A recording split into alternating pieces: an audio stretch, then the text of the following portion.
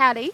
So I've just finished my recovery walk and I'm having a little sit down, and I started to think about how I can, somehow show you what I've learned along the way in terms of, being someone who just could not even fathom the idea of doing anything like this and hating it, with all my might, to something that I'm really excited and enthusiastic about.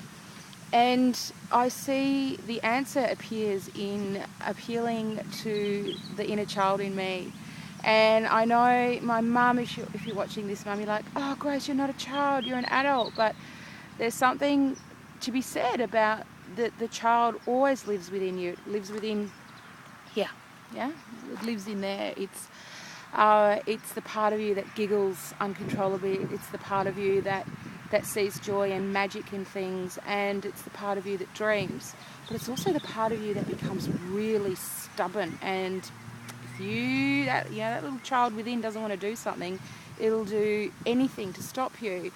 And this is this is my take. This is how it is for me. But how it occurs for me is that I need to listen to that. And it's like, well, what's it yearning for, and why is it stopping me from doing things? And it's about a reconciliation. It's a reconciliation from the adult, or the parent even in me,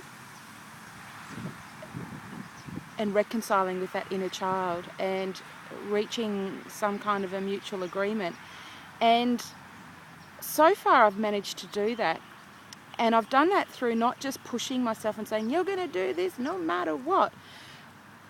So there's been a time of just real compassion and real taking time out. And Project Grace 2010, which was pretty much the genesis of Trailing Grace, was really about taking time out of this busy world, crazy world of expectations, obligations, and saying, okay, little girl, what is it that you want? I'm giving you my attention. And this was the voice of Project Grace, was letting go of old hurts and old pains. And if you go back, you'll probably find that a lot of things came out of that, and a lot of stuff happened from when I was a child, and it was just wanting to be heard. And when I did spill out a lot of those things, the compassion that I received from you was just so amazing, and it healed a part of me.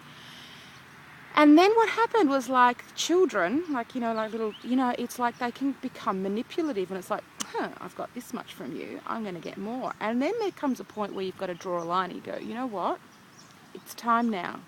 And I think that's where the discipline comes in. So what I'm in the process of doing is teaching my inner child discipline. And it's like, there are rules. And it sounds like I'm probably crazy, but that's how it feels like to me. And I feel that I have to make time where I listen to that inner voice, and that I play, and that I'm compassionate, and that I protect it. And then there's times where it's like, okay, I've done my side, now pull up your socks, and we've got some serious business to do, and you have to crack the whip sometime. And that's the discipline side.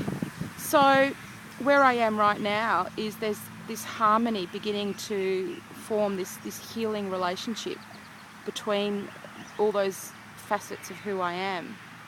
So if you think I'm totally nuts and crazy, I get that, because I know it sounds weird, but that's how it occurs to me. And I thought I'd share that with you, because since I've started taking that approach, I'm finding that I'm just more free to move forward, and I'm not constantly battling myself. So I hope you see something in it for yourself, and if there's anything that you would like for me to discuss, share, explore further, please, write something in the comments, down below here, write something, and we'll see what we can come up with and continue the conversation. All right, thanks so much for tuning in, and I'll see you again soon. Bye.